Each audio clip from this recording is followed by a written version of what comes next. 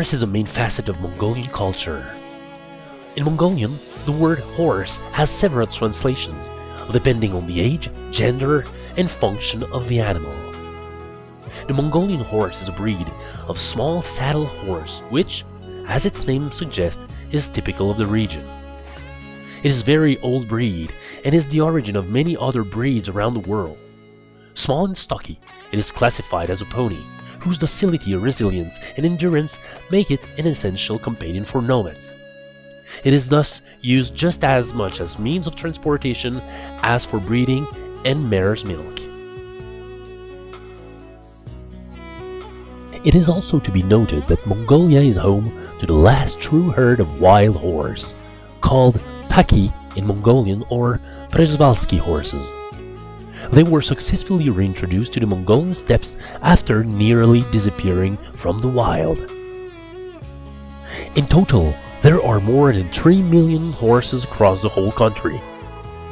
The horse is a source of pride for Mongolians.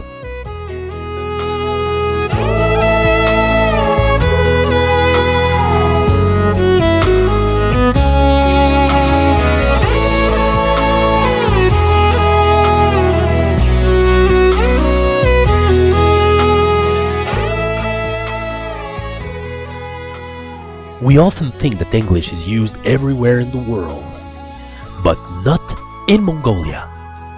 The inhabitants of this country generally only speak Mongolian, and a knowledge of the language, without being essential, is a considerable asset for real contact with the local population. For English speakers who want to learn Mongolian, it's now possible to do so with Limba Mongolian. Each lesson of 14 minutes will allow you to learn how to speak the language. The Mongolian language is of Turkic origin and is agglutinative.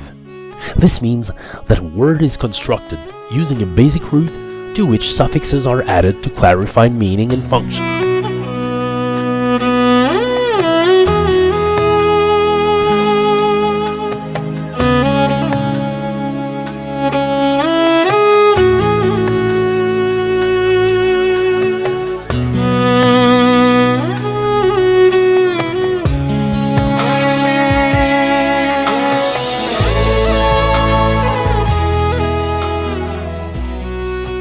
More than a third of Mongolia's population is nomadic, living in yurts called ger in Mongolian, and moving frequently to find pasture for their livestock.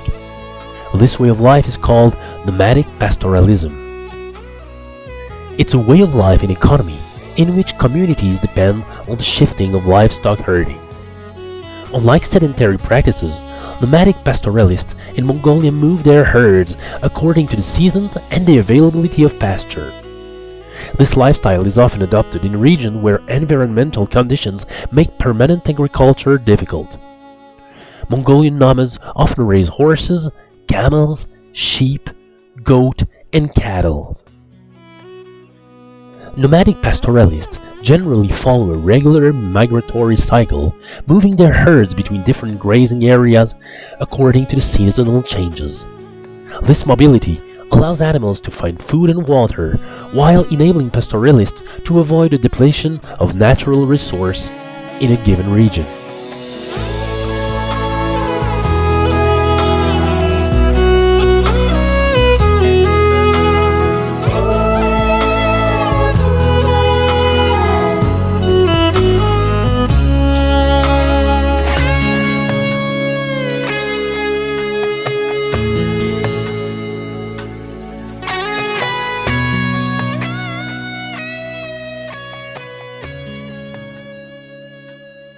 Mongolia, along with Greenland and Western Sahara, has one of the lowest population densities in the world, with around 2.2 people per square kilometer.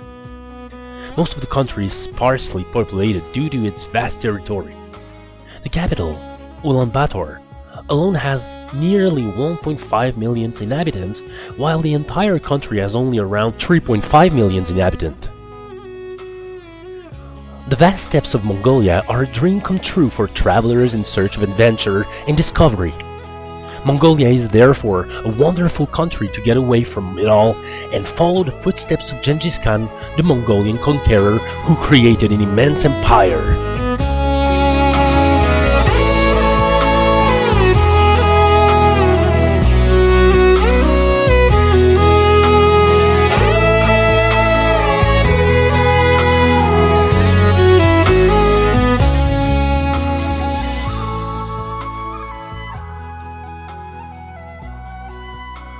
It's the most important sporting event in Mongolia.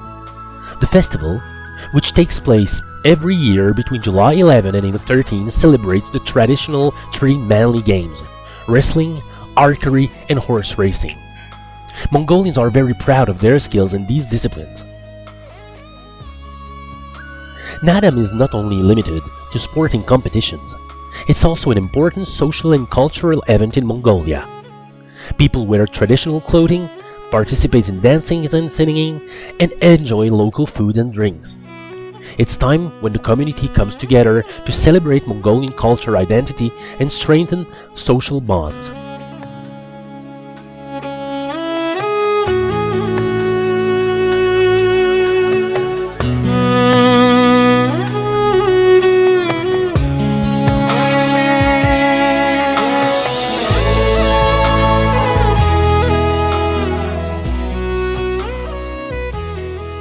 Mongolia has the most freshwater rivers and lakes of any landlocked country in the world. However, none of the country's rivers reach the ocean. Moreover, the word Dalai in Dalai Lama means sea in Mongolian. And this name was chosen due to the distance of Mongolia from sea to demonstrate the infinite wisdom and distance of this spiritual leader revered by Buddhists around the world. The Selengi River is the longest river in Mongolia, stretching for approximately 992 kilometers. It rises in Mongolia and crosses Russia to flow finally into Lake Baikal.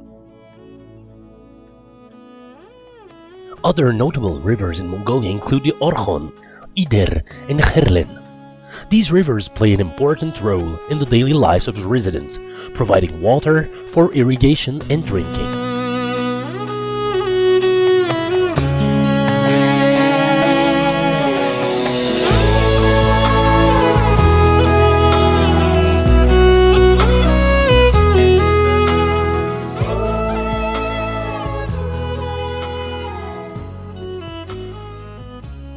Mongolia shares the Gobi Desert with China and is known to be the largest cold desert in the world. Despite the preconceived ideas that we often have about deserts, the Gobi is subject to very cold winters. This desert is also known for its temperature variation between day and night that can be quite significant. During the day, temperatures can reach high levels due to the exposures to intense sunlight, while at night, due to the absence of clouds and humidity, temperatures can drop drastically. In general, temperature differences between day and nights in the Gobi Desert can vary from 25 to 30 degrees Celsius or more, depending on weather conditions and the time of the year. These large thermal variations are characteristic of deserts in general, where low atmospheric humidity allows rapid warming during the day and rapid cooling at night.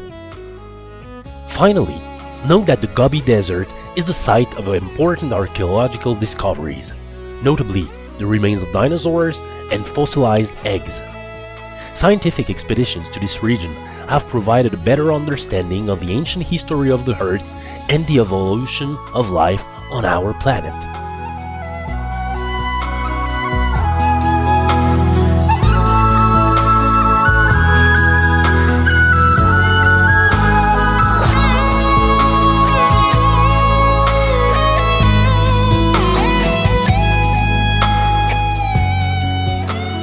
If you are a vegetarian, you will have a hard time living in Mongolia.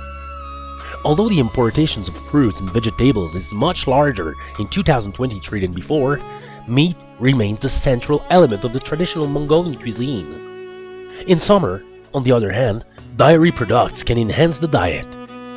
The national specialty is bults, steamed Mongolian dumplings usually stuffed with mutton. Mongolia grows vegetables despite its extreme continental climate. Where agriculture is possible, one can find potatoes, carrots, beets, and some similar root vegetables. Agriculture represents only 10% of the country's economic activity. Indeed, the vast pastures are especially suitable and particularly for livestock breeding.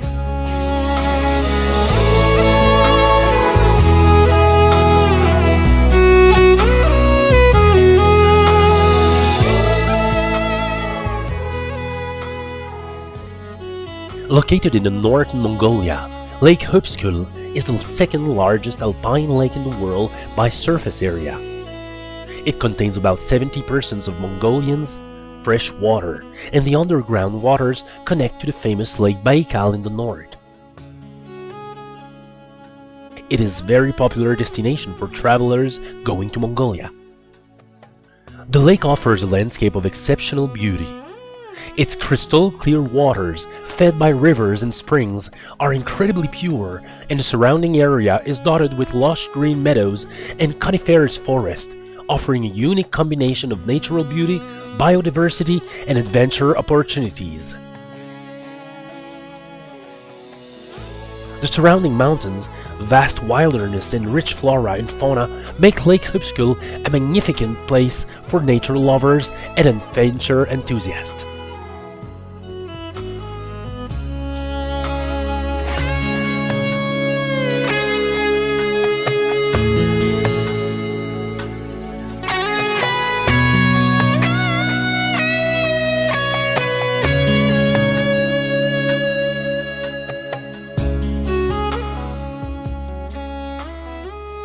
Mongolia is often described as the land of blue sky. In Mongolian we say "Ruggedness uls." The country is renowned for its cloudless skies and vast expanses of unspoiled nature, and indeed is one of the nations with the most sunshine in the world. Ulaanbaatar, the capital, has an average of 257 days of sunshine per year. The extreme continental climate, very far from the sea, allows for this abundance of sunshine. 80% of Mongolia's annual precipitation often occurs in a few days in July, giving rise to floods.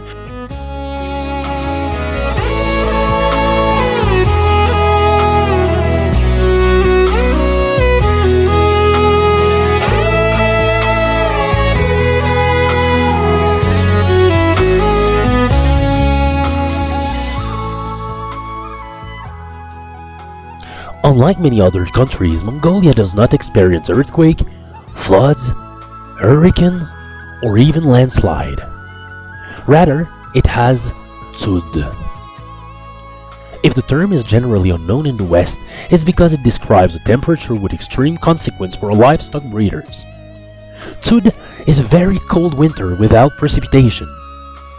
If the situation seems banal to us, it is very different for livestock that generally have to trample through snow to find grass to eat. In snowless winter, the ground is frozen and prevents animals from grazing. Millions of animals often die and stock is decimated, causing rich breeders to lose everything in just a few weeks.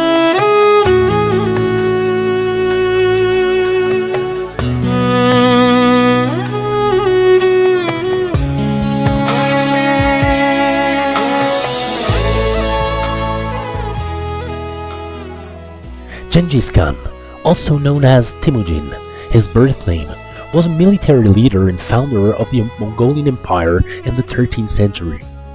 He was born around 1162 and united nomadic Mongol tribes to form a vast empire in Asia, extending his rules from Mongolia to China, Persia, and much of Central Asia.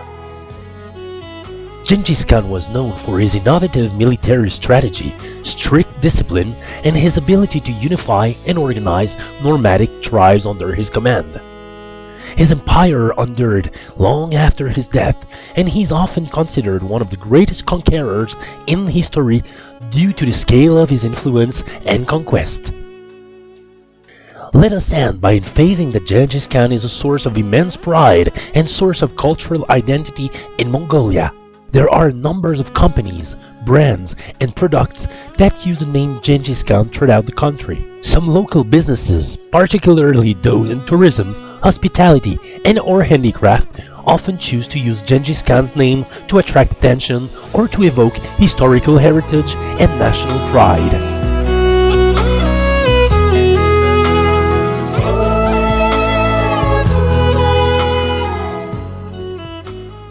If you like this video, don't forget to subscribe. And as Mongolians say, Saini Avare, bon voyage.